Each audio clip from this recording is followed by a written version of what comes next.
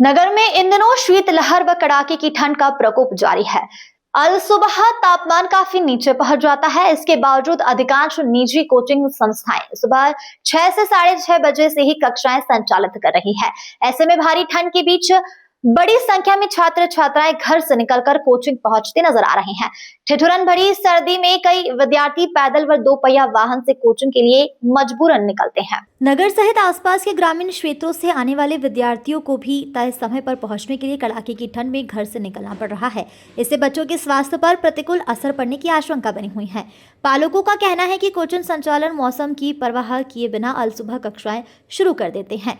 यदि वे इसका विरोध करते हैं तो बच्चों की पढ़ाई प्रभावित होने का डर बना रहता है, इसलिए मजबूरी में कुछ नहीं कह पाती। वहीं स्थानीय रहवासियों का कहना है कि इतनी भीषण ठंड में बच्चों का सुबह सुबह बुलाना गैर जिम्मेदारी है और ऐसे कोचिंग संचालकों पर प्रशासन को कार्रवाई करनी चाहिए। नगर में संचालित कई कोचिंग संस्थान शासकीय रूप से पंजीकृत है या नहीं, इसकी कोई स्पष्ट जानकारी उपलब्ध नहीं है।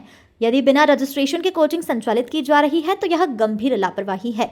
नियमों के अनुसार बिना शासकीय अनुमति किसी भी शैक्षणिक संस्था या कोचिंग सेंटर का संचालन प्रतिबंधित है। इसके बावजूद कई कोचिंग धड़ल्ले से चल रही हैं। वहीं कोचिंग संचालक से बात करने पर उनके द्वारा किसी भी सवाल का उचित जवाब नहीं देकर गोल-मटोल जवाब दिया गया है।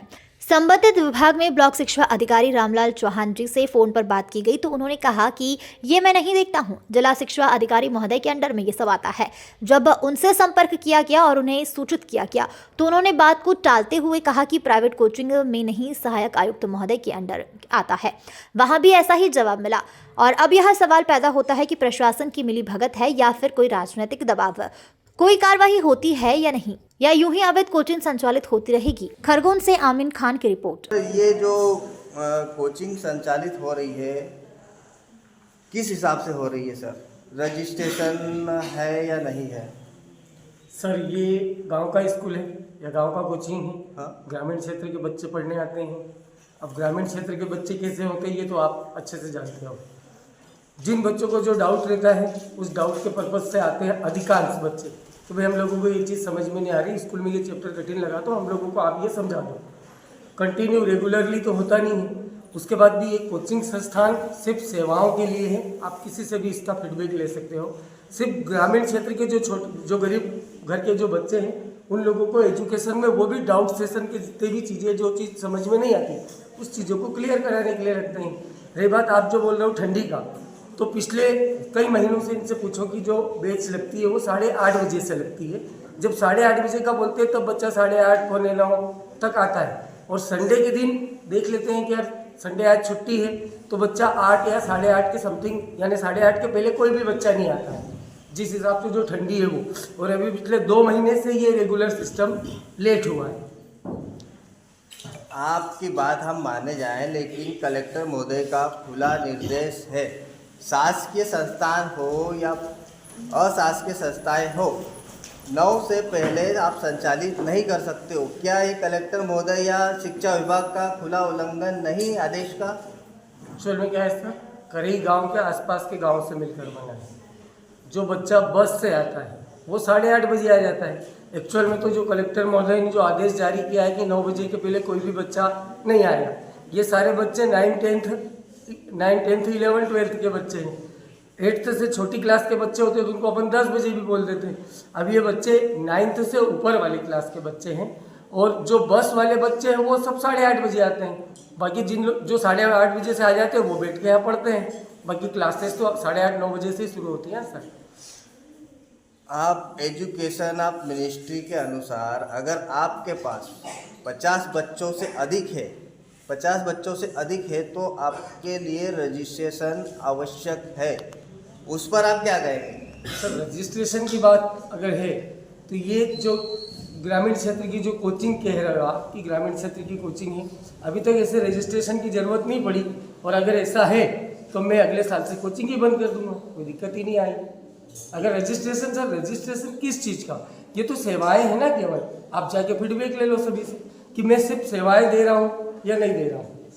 और बदले में जो आप पैसे वाली बात करो, आप इनसे पूछ सकते हो कि फीस क्या लेते हैं, क्या नहीं लेते हैं। हमारे पास सूत्रों से खबर है कि एडमिशन के नाम पर एक फॉर्म फिलअप कराया जाता है, उसके 300 रुपये लिए जाते हैं। उसके बाद में जो ईयरली फीस है वो अलग है, इस पर आप क्या कहना चाहेंगे? 300 रुपये जो बच्चों से लेते हैं एडमिशन फिलअप के।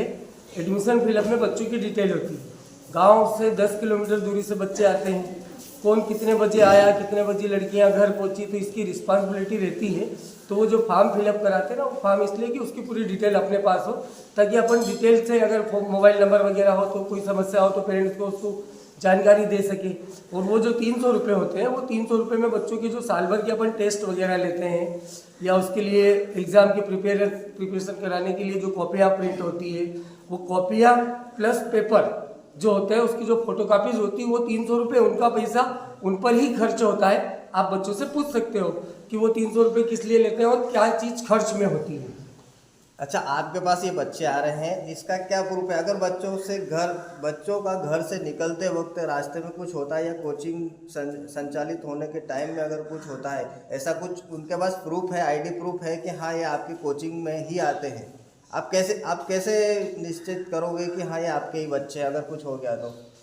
जो बच्चा आता है, जो फॉर्म फिलअप करते हैं, जैसे अभी अपन ने पहले बात करी, तो फॉर्म में अपन उनकी एंट्री करके पेरेंट्स की सिग्नेचर करवाते हैं। सर्वसम्मति से पेरेंट्स भेजता है कि सर मेरे बच्चे के जो डाउट है वो क्लियर कर देना, तो फॉर्म में ये उनकी सिग्नेचर होती है, ये उनका प्रूफ है कि उन्होंने सहमति से भेजा है। ठीक है, अगला सवाल ये है कि आपको क्या ये पता है, एजुकेशन ऑफ मिनिस्ट्री के अनुसार आप कहीं भी प्राइवेट कोचिंग संचालित कर रहे हैं तो हवादार कमरा होना चाहिए। दूसरी बात है पीने के लिए प्रॉपर आरओ का पानी होना चाहिए। तीसरी बात से स्वच्छ शौचालय होना चाहिए। ये चीज़ें आपको पता है? पीने के लिए कैंपर आता है, साइड में शौचालय देख लो, और स्वच्छता के मामले में ये आप देख ही रहे हो, सारी चीज़ें आपको नज़र आई रही है। चप्पल जूते के लिए स्टैंड लगा हुआ है। यहाँ पर हवादार कमरा नहीं है। हवादार कमरा ये गेट है, अभी सुबह से ठंडी है इसलिए उसको पैक करके रखा है। पैक है। कैमरामैन को मैं बोलना चाहूँगा कि आप आइट साइड पूरी दीवारें बताएं, यहाँ से हमारा पूरा पैक है।